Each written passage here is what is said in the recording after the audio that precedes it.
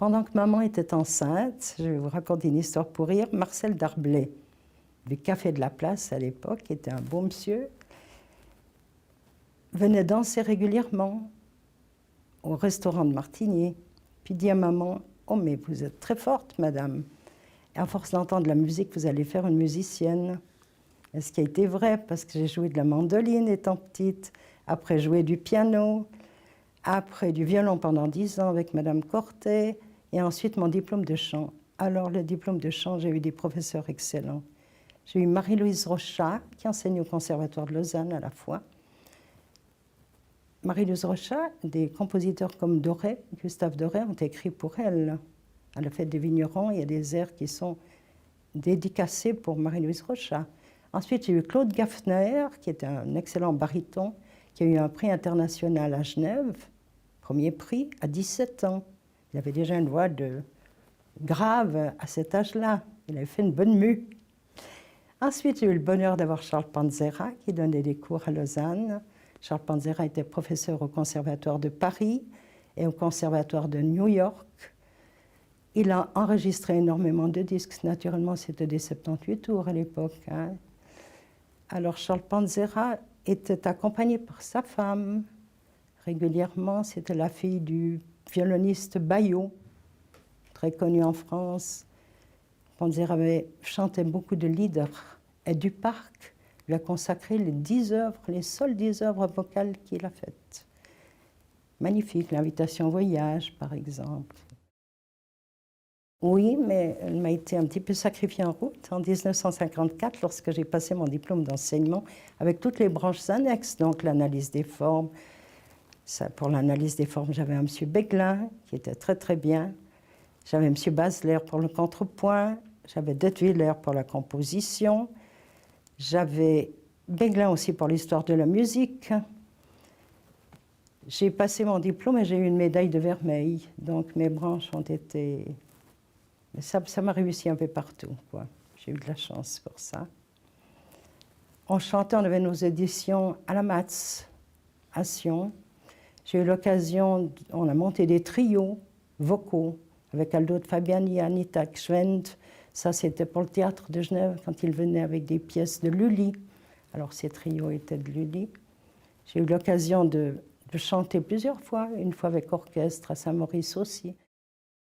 Mon mari trouvait que j'étais un peu occupée avec ça. Il préférait que j'aie des leçons privées à la maison et puis à Sainte-Jeanne. Alors, je me suis vouée plutôt à l'enseignement. Mais en 1954, Radio Lausanne est venue, me voulait pour le Courrier du Cœur. Donc là, il fallait la diction et il fallait le chant.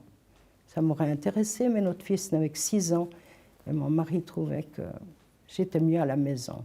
Donc voilà, je me suis vouée à l'enseignement. J'ai dirigé des chorales, le chœur Saint-Michel. Je peux dire que j'ai fondé le chœur mixte Saint-Michel, parce qu'il n'y avait que 10 hommes. On a commencé avec le grégorien. Et j'ai fait 3 ans de grégorien avec sœur Marie-Elisabeth Mossery, qui était une spécialiste du grégorien. Très intéressant, ses cours. Elle voulait beaucoup. Alors, il fallait beaucoup travailler.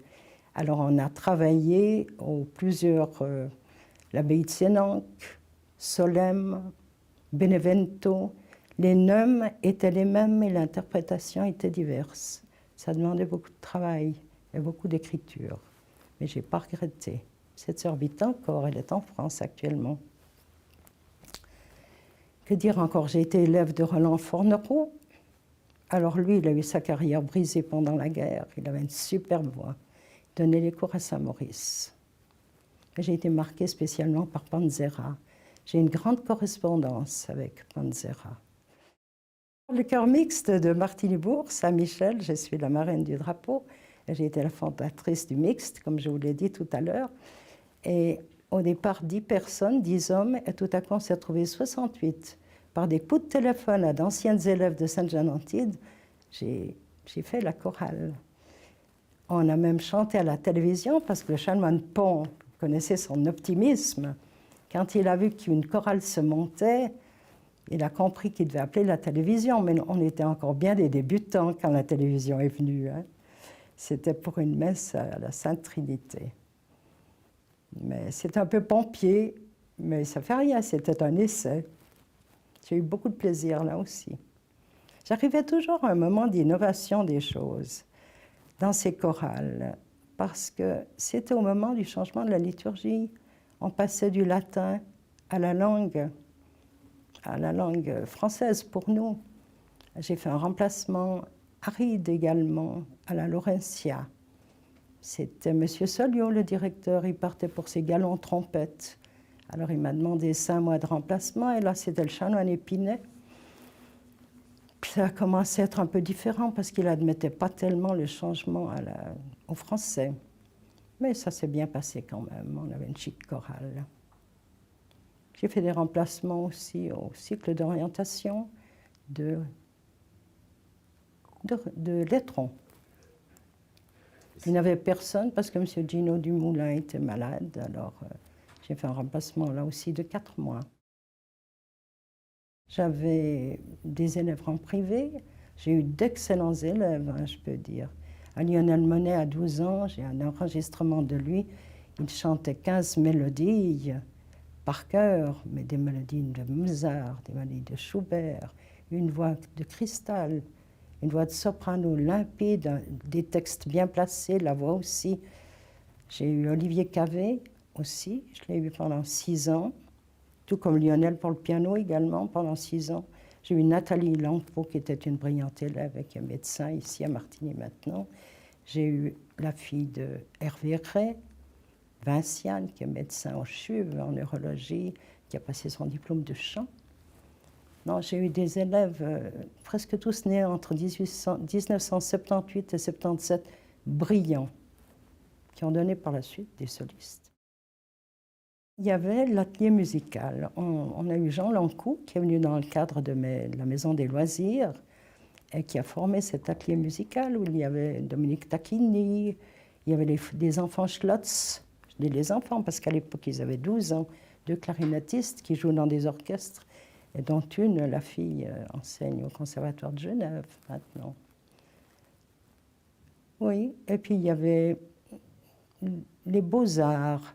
Ça, c'était monsieur le docteur Bessereau qui avait fondé dans le cadre du manoir, avec Amand Bechatet.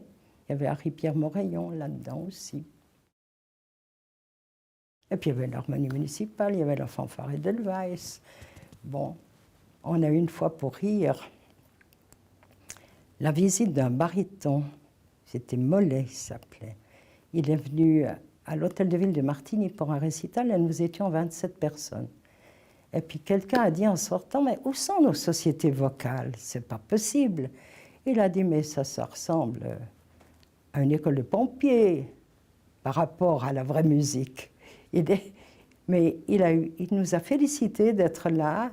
Il a compris que le public était intéressé à ce qu'il avait fait. C'était un très bon baryton, ce Mollet.